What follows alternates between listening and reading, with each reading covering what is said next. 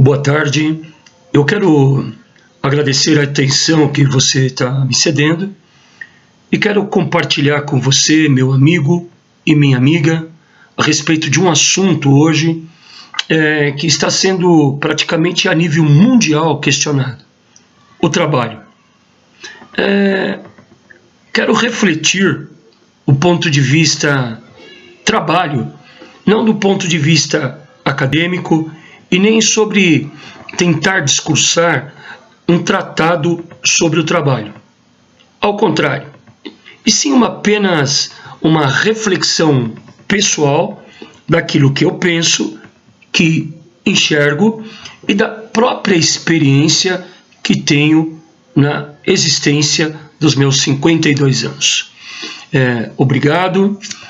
Quero iniciar dizendo que o trabalho ele tem um fator histórico, principalmente para algumas pessoas. Desde o mundo antigo, o trabalho ele não existia no início do mundo. O trabalho ele não era necessário. Se olharmos para a primeira cidade que foi planejada no planeta Terra, que está lá no Oriente Médio, quero citar, hoje essa cidade se chama Bagdá, mas o primeiro nome dela se chamava Paraíso. Sim, o nome da primeira cidade no planeta Terra tinha-se este nome, Paraíso. Se você for para aquela parte do Oriente Médio, onde existem o povo oriental, ali naquelas 20 e poucas nações, e você falar paraíso, é a mesma coisa que você estar falando em português, na nossa língua, no nosso idioma, qualidade de vida. Ou seja, todos os seres humanos foram criados para ter qualidade de vida. E nesta primeira cidade, que tinha este nome, lá Paraíso, que se entende-se por qualidade de vida, os habitantes não tinham necessidade de trabalhar. Ao contrário, eles tinham prazer na vida, não tinham necessidade de quase nada, ou seja, de nada, porque o Criador, ele abastecia não só os seres humanos, mas todas as espécies de vida naquela circunstância, naquela época. Dentro desta cidade existia uma prerrogativa que os habitantes não podiam mexer em uma árvore. Esta árvore, a bem dizer, era a árvore da ciência, do conhecimento. Esta árvore, ela tinha frutos que se denominavam o mal e o outro o bem. Ou seja, os habitantes poderiam ter usufruto dos benefícios do planejamento, que os cidadãos poderiam ter nesta cidade, sem precisar ter um esforço mínimo que fosse para adquirir qualquer coisa. O que eu quero dizer com isso? Que a prerrogativa que existia a respeito de ter uma vida bem-sucedida, hoje nos nossos tempos, em muitas épocas passadas, até nos nossos dias, ter uma qualidade de vida é descobrir uma razão para que se trabalhe e tenha o benefício da sua renda para poder viver com uma proteção e qualidade de vida. Algo que já existia no início da existência humana neste planeta, segundo a história do Gênesis. Deus colocou esta prerrogativa que se mexessem na árvore do conhecimento, poderiam perder de tudo. A bem da verdade, o contexto do texto do Gênesis, quando cita a árvore que não poderia se tocar, era para que os cidadãos desta cidade aprendessem que você poderia mexer com todas as coisas, porém, quando tocasse no conhecimento, você poderia perder tudo. A bem da verdade, o conhecimento ele tem um lado que pode ser construtivo e um ângulo que pode ser totalmente destrutivo, dependendo do sujeito, ou seja, a pessoa que se apodera do conhecimento e como ela utiliza isso em relação ao seu próximo. Partindo deste princípio, nota-se que naquele momento a utilização do conhecimento diante do diálogo que houve com a serpente era para ser superior ao próprio Criador. Ou seja, se imaginar até mesmo no próprio nível mental e espiritual daquele que tudo criou. Quando o proprietário ou idealizador da cidade Paraíso estava passando diante da sua criação, percebeu a nudez desses cidadãos, chamado Adão e Eva. Ao perceber, indagou: vocês mexeram onde não podia. Vocês não podiam mexer nesta árvore. O que ocorre? Um fato que diz que esses dois personagens se viram nus, totalmente despidos, quando enxergaram o conhecimento. Na verdade, o conhecimento, ele te dá aporte para muitas coisas na vida. E não basta ter o conhecimento. Você tem que ter outras ferramentas para que a posse desse valor chamado conhecimento te coloque numa situação boa. O que faltava para esses dois personagens, Adão e Eva, diz que o Criador pegou umas folhinhas e começou a vesti-los. Julgo eu, pessoalmente, que a primeira peça que foi colocada sobre a mente dessas duas pessoas não foi essa indumentária, esse vestuário que eu e você estamos usando, mas sim as vestes da virtude. Penso eu que a primeira peça que foi lançada sobre a mente deles foi a peça da experiência que eles não tinham em muitas coisas na vida. A segunda peça, julgo eu que seria a da sabedoria, a da inteligência, a da capacidade, a da iniciativa e muitas outras peças virtuosas que uma pessoa necessita para poder viver ao lado e com o conhecimento. Muito chateado, o proprietário desta cidade dá um castigo e um dever de casa.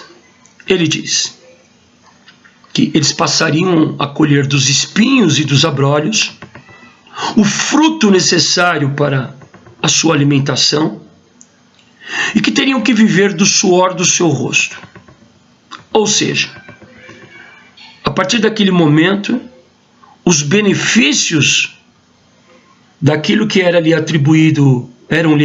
atribuído naquela cidade, deixa de existir na vida desses cidadãos. E eles têm que aprender a lição, que através do suor do rosto, ou seja, do trabalho, as pessoas terão que viver. Muito bem, meu amigo, minha amiga, você que está me ouvindo através desse vídeo. O que quero compartilhar através dessa pequena introdução histórica, eu não quero me apoiar em tratados científicos de toda a cabala das profissões e nem das ocupações existentes no mercado e nem as políticas existentes de coordenação de trabalho dentro de um planejamento estratégico da sociedade organizada. Mas sim tentar mostrar que o trabalho não é uma problemática única da política, como também não é da educação. E sim que toda essa fundamentação começou a ser discutida logo no início do mundo. A sociedade, ela hoje, em pleno século XXI, temos uma ampla organização de contingente humano em bilhões e bilhões de sujeitos espalhados pelo planeta. A necessidade do trabalho, ela não nasce da demanda ou da oferta e da procura. O trabalho nasce da necessidade moral do sujeito se ocupar dentro de um tempo onde não haja uma certa distração para se ocupar com coisas indevidas. É natural que o Criador, até os dias de hoje, não se deixa faltar que a terra produza o necessário para que todos se alimentem. Isto ocorre por uma única razão: pelas desigualdades de distribuição e a forma que é distribuída. Você que tem se queixado, sempre batendo na tecla do trabalho, tentando interpretar as dificuldades da sua vida como se o problema todo fosse do governo, da educação, da política e de outros estratos e esferas sociais. Eu quero dizer que não é 100% verdade este ponto de vista. Acredito que, conforme a sociedade está organizada, as pessoas, muitas delas, começam a ter um treinamento profissional já numa idade muito avançada. Ela se dedica um bom tempo para fazer o ciclo educacional, os vestibulares, a universidade. Muitas vezes é despejada dentro do mercado já com 20 e poucos anos, para começar a adquirir aquilo que ela não tem, que é a experiência.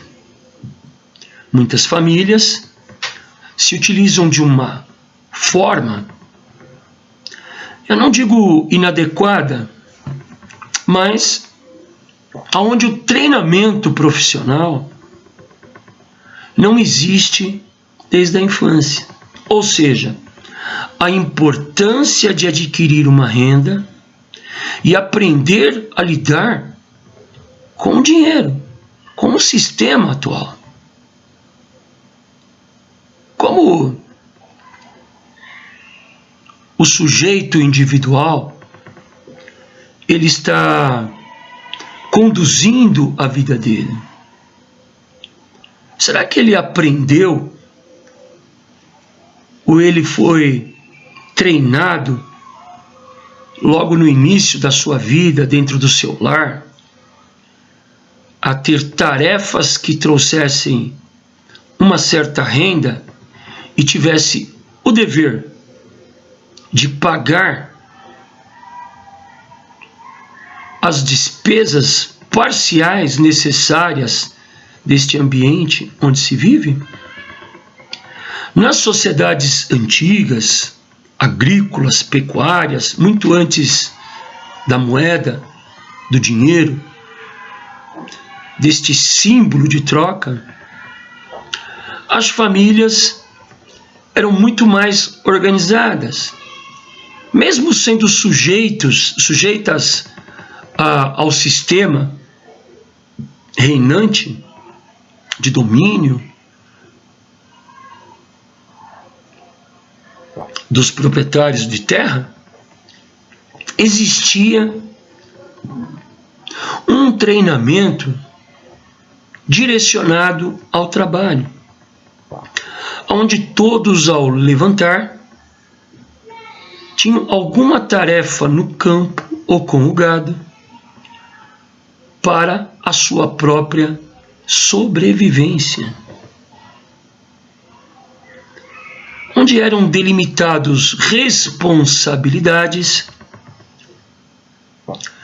para que cada qual soubesse da importância da sua atuação dentro da comunidade social e familiar onde se habitava.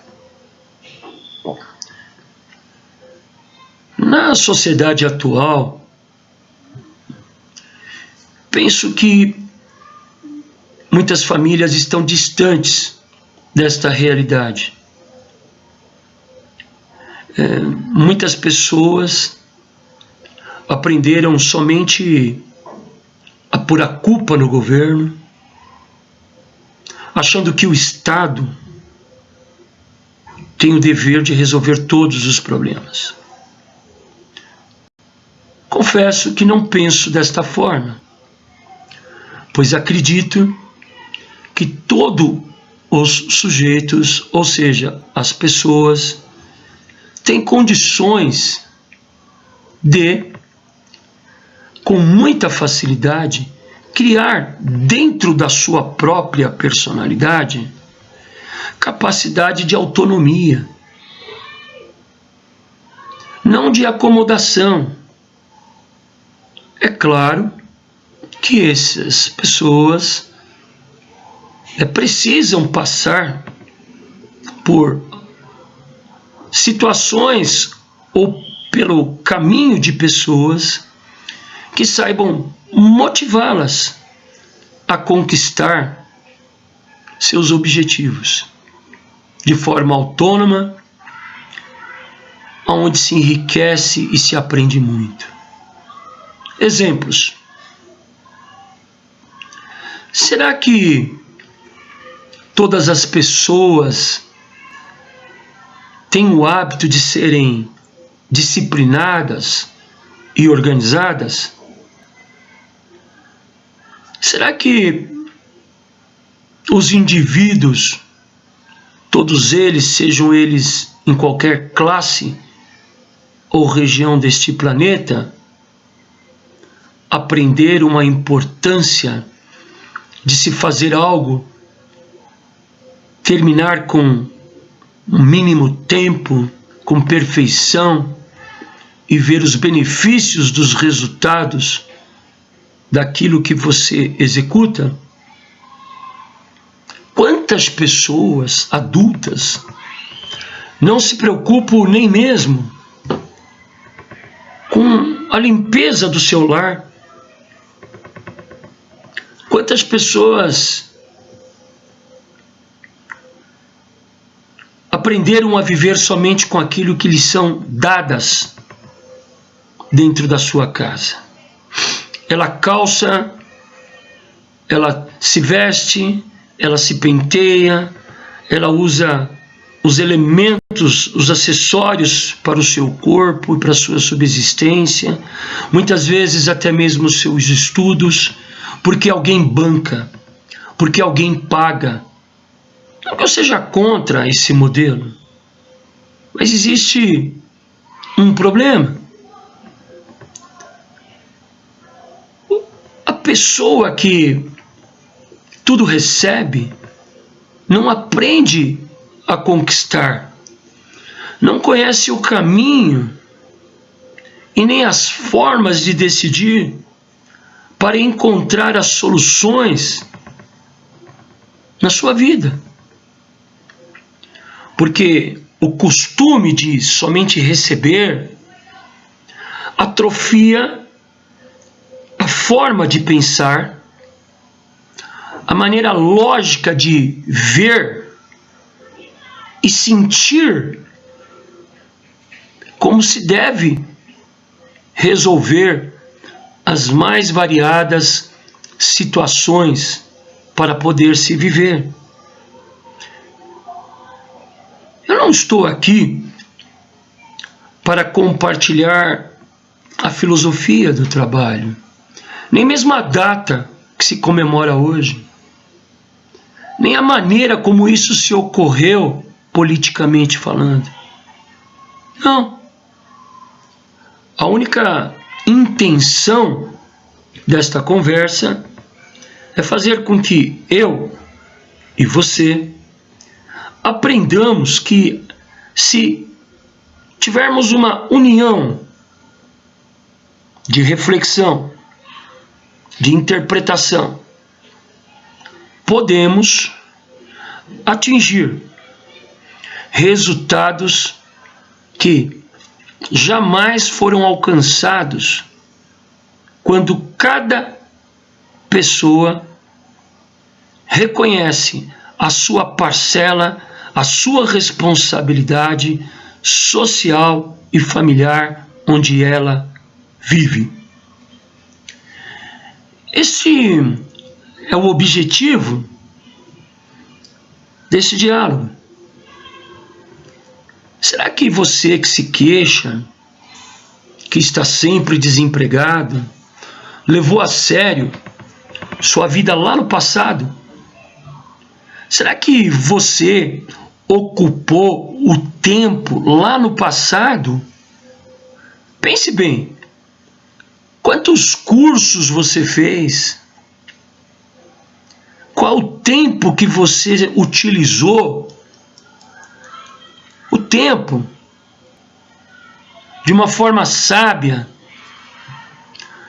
para que você adquirisse habilidades, competências, para que no futuro tivesse mais chances de ter qualidade de vida. Como o seu tempo, a sua administração deste foi utilizada?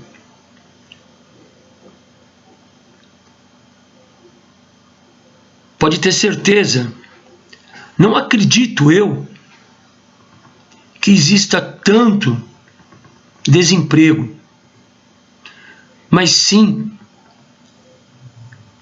pessoas com capacidade para ocupar as demandas que o mercado está tendo.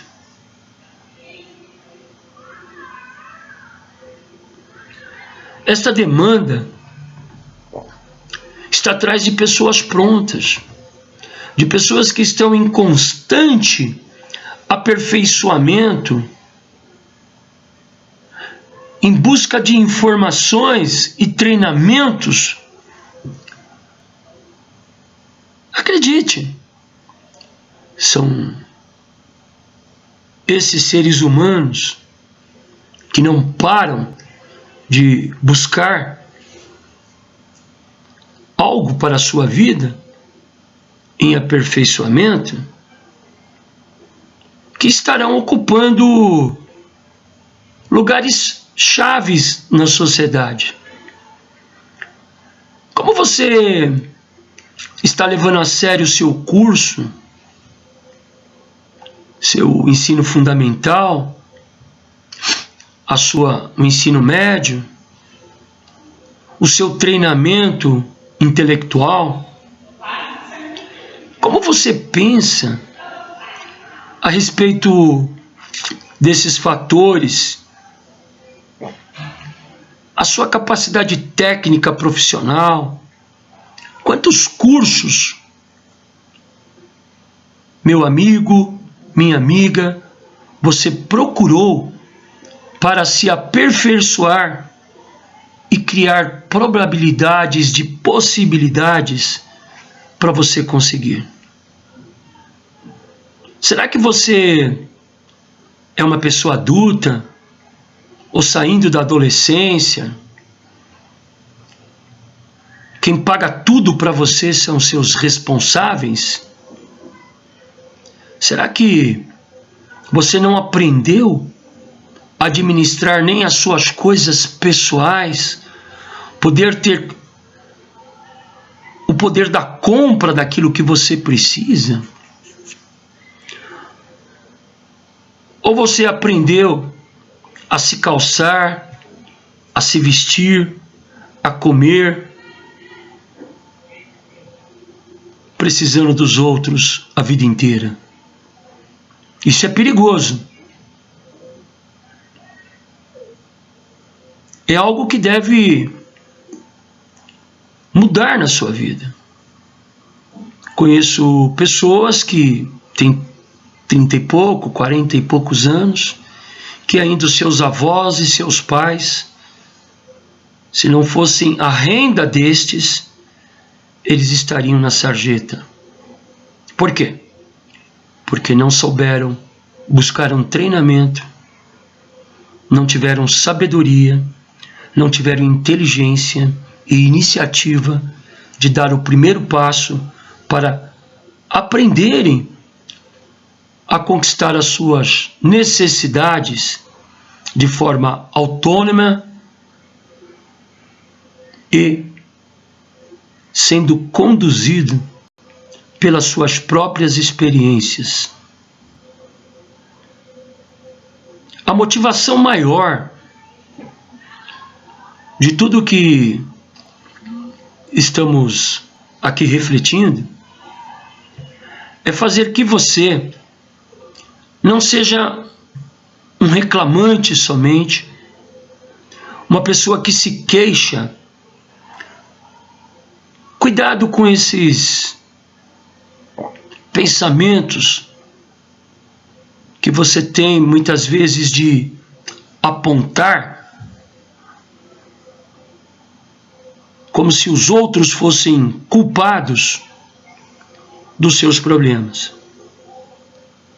Não é verdade essa situação. Muitas vezes somos nós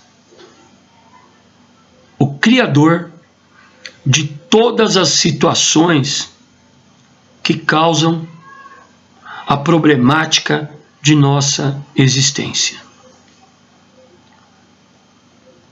A razão maior deste diálogo não é ser acadêmico e nem tampouco um grande intelectual para refletir sobre isto, mas sim levar na minha reflexão e na sua a importância de ser organizado, de ter metas, de sacrificar um tempo em favor dos seus objetivos e aprendermos a não depender de terceiros, aprendermos plantar e colher. Este é o único pressuposto desse meu diálogo com você, meu amigo, minha amiga. Eu quero desejar para você todas as